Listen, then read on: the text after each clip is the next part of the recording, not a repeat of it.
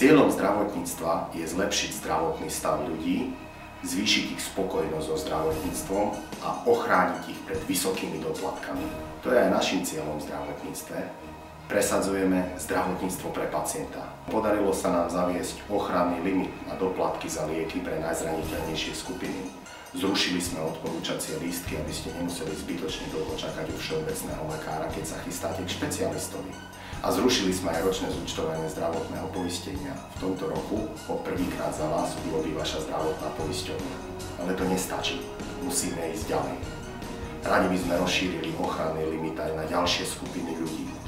Chceme zaviesť maximálne čakacie lehoty na všetky zdravotnícke výkony, aby ste presne vedeli, koľko musíte čakať, aby vás nikto nepredbehol, kto má povedzme lepšie známosti.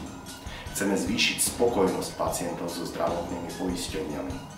Chceme, aby sa líšili vo svojej ponuke pre pacientov a aby mohli ponúknuť aj individuálne zdravotné poistenie. Radi by sme zlepšili dostupnosť zdravotnej starostlivosti aj v odľahlejších regiónoch. Chceme, aby lekárska pohotovosť slúžila pacientom nepretržite. Chceme zdravotníctvo pre pacientov.